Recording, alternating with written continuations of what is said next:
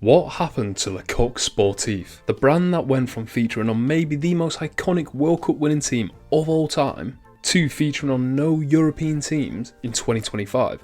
So in this video, let's take a look at the rise and the fall of Le Coq Sportif. Well, where did they start?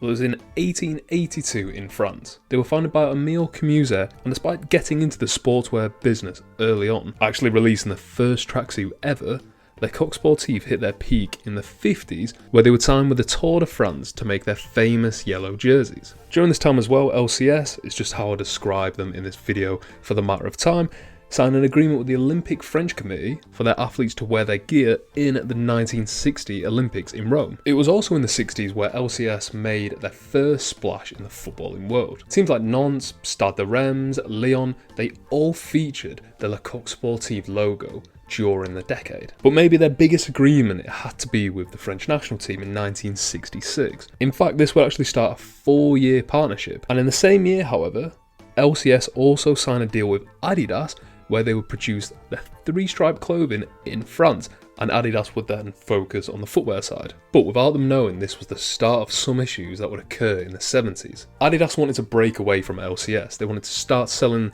textile products within France, but figured out their 3 stripes actually had been registered by who else? Le Coq Sportif. Despite nearly bankrupting LCS, they won a lawsuit against Adidas, which allowed them to hold on to the trademark of those 3 stripes. According to a lot of reports during this time, this struck a nerve with Adidas, resulting in the ambition to run LCS out of business. And with LCS having a history within cycling, Adidas signed Baron Merckx, a star within the sport during this time. In fact, Adidas wanted to buy LCS, but Muriel Camusset, part of the family that owned the company, she rejected the offer. Apparently this was because she was a French resistance fighter during World War II, and obviously it conflicted with Adidas's links with Germany during the war. However, despite legal battles, LCS were prolific within French football. PSG, Marseille, Saint-Etienne, plus they were working with the iconic Ajax team of the 70s. It wasn't until the 80s where LCS seriously started to expand outside of France, and the Netherlands kind of, but in 1980 they signed with Tottenham. This would see them supply the kits to the 1981 FA Cup winners,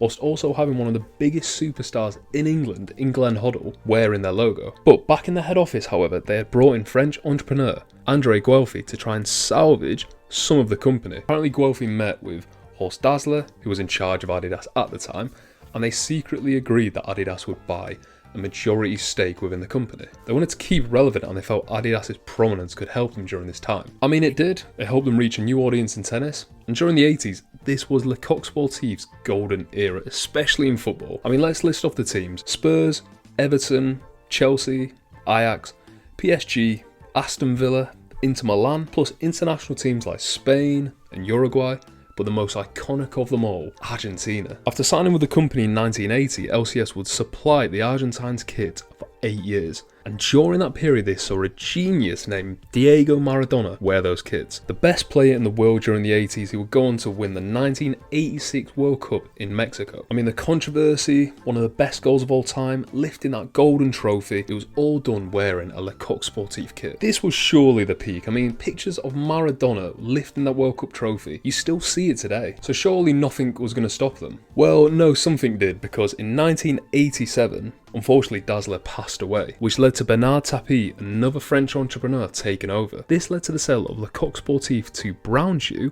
an American company. And after 1988, in football, they had no one really. No Argentina, no Inter Milan, no Chelsea, no Spurs.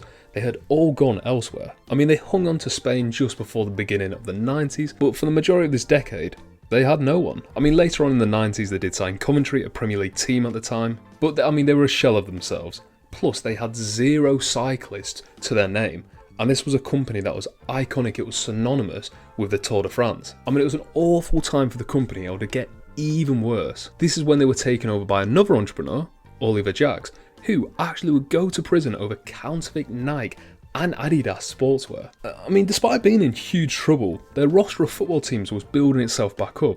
In the 2000s, it saw a decent level of English teams. Man City, Leicester, Birmingham City, Sheffield United. But in 2005, they would see Robert Louis Dreyfus, the former CEO of Adidas and the majority shareholder of Marseille, take over. They relaunched and focused on regaining their roots. They would relocate their factories to France and eventually would reinstate their historic partnership with the Tour de France in 2012. And look, during the back end of the 2000s, they continued a strong relationship with Man City from 2007 to 2009, and they would also work with Everton again, whilst working with Stoke and Wolves. But again, it seemed to stop. From what I can see, the appetite for football, it just wasn't there anymore. They were no longer working with some of the best teams in Europe, some of the best international teams in the world, and it felt like they were focusing their attention on cycling. In 2013, their best out of a small bunch was Seoul FC. No English teams, no European teams, pretty much nothing.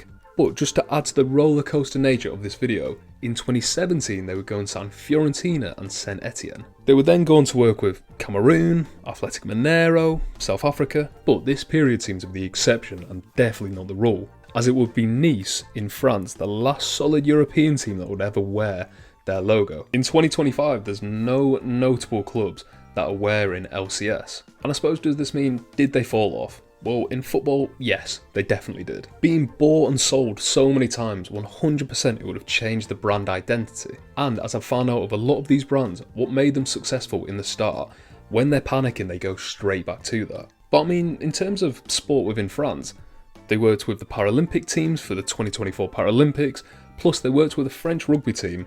However, they were sued for about 5.3 million euros for unpaid sponsorships. So I suppose the relevance is still there and the historic nature of the business 100% is still within France. However, the amount of money, the amount of losses that they've taken over the last 5 years at least, they're nowhere near the heights of the 60s, 70s and 80s, and they had a huge rise and a massive fall.